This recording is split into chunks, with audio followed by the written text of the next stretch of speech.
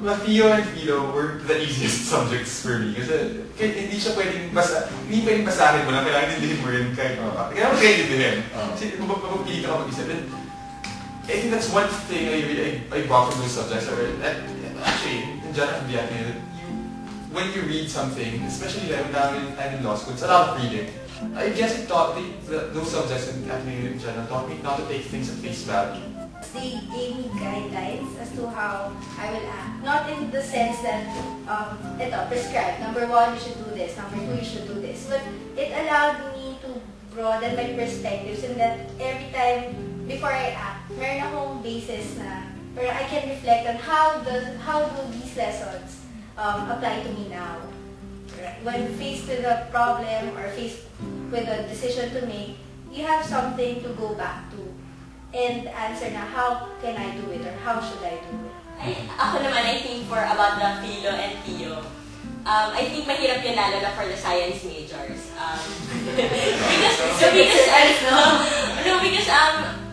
For example, yun nga, being in math, and the idea na sana yung subjects na yun pwedeng nagamit for more majors.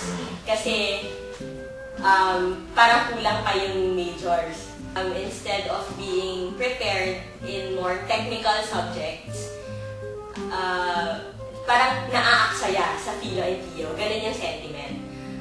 What they're there for is to prepare you for wherever you go in whatever career. Because in philosophy and theology, you're taught to think more critically, to analyze things, analyze matters well, to gain perspective, gano'n. Which most likely you will not learn in more technical subjects. That even if you don't get to study more advanced major subjects, you know that with your Philo and Theo and your other core subjects, you are prepared to handle whatever you encounter in the future. Pero may practical benefit ang Philo and Theo for me. Orals. Take it for granted. Presentation skills matter. As in, you can convince the chairman of the board to do something just because of the conviction you feel or how you present it. Orals matter. I know we all hate it, pero it matters. How you see things matter. I have that substance. I think naman, a lot of people think Atenista mamubola lang yan. I think Ateneo is difficult enough for you to have substance. Contrary to popular belief. Mahirap magbola. Mahirap magbola. And kasi people know when you're making them bola. Never underestimate them. Hi seniors!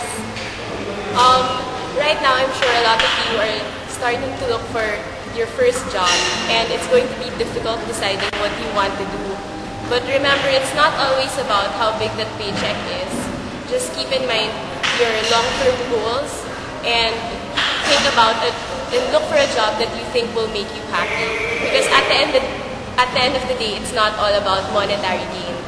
And also, when you're at your first job, remember that things won't come as easily and that not everything you learned in Ateneo is what you're going to encounter there. So just keep an open mind and remember to always just try to do your best. So that's all and good luck.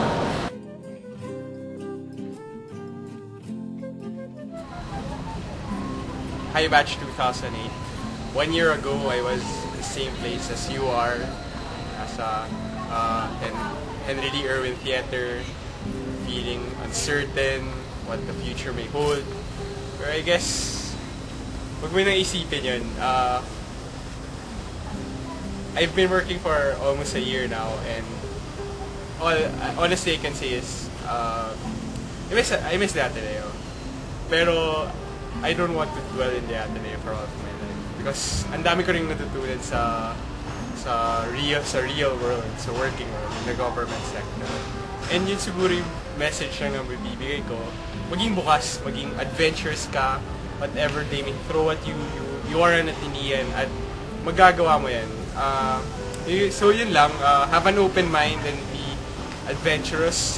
There's a whole world out there. There's a whole world to explore. And it's an interesting world to find out. So, yun lang. Congrats!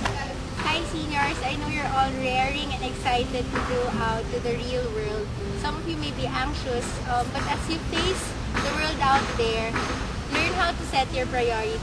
Alam kong marami sa inyong maraming gustong gawin, but take it easy, don't be too hard on yourselves, and don't put too much pressure. Mahaba-haba pa lalakayin nyo and you still have a lot to learn. Ateneo has taught you well, and it's up to you to use what you learned here at Ateneo to make a difference in the world out there. A lot of people will tell you that the real world is harsh and difficult, but it's also very beautiful if you choose it to be that way. And so there really is much to be excited about. When you get out there, take your time, enjoy. It's okay if you don't know yet where you want to go because it will come. And for now, just enjoy the journey. And good luck. Okay, for the seniors, especially those who are going to graduate school to pursue further studies, I'm not going to sugarcoat it. It's so hard. I mean, I have not studied this hard ever. But coming from the Ateneo, having graduated from this great school, you'll be assured that you won't be underqualified. So just keep studying hard, just do the Magis and just keep trying to be excellent and you'll do fine. Good luck. I remember fondly now how great my youth was, and that's why I always look at Ateneo as a home. And Father Ontiveros, who passed away recently, I remember he celebrated Mass the last week. We stayed here as senior college Ateneans, and he said, I remember distinctly, he said, you know, if things get rough out there, you can always come home. And of course, Ateneo, though it's a second home, it's still a home. And this is where you belong, and this is where you recharge, so to speak. When we leave Ateneo, we know that we are the best, we come from the best. But the tendency for somebody who thinks that way is that, you know, I'm also different, and therefore, you know, I have that superiority thing. But that's why you have to say to yourself at the end, the reason why I'm the best is because I feel that we are all equals. In the end, that I know certain truths that will not change. And that, for one thing, while Ateneo is the best, we produce people not because we're going to use our best minds to steal from you or to oppress you, but to serve you. In the end, you're going to be the best because you will be the best servant.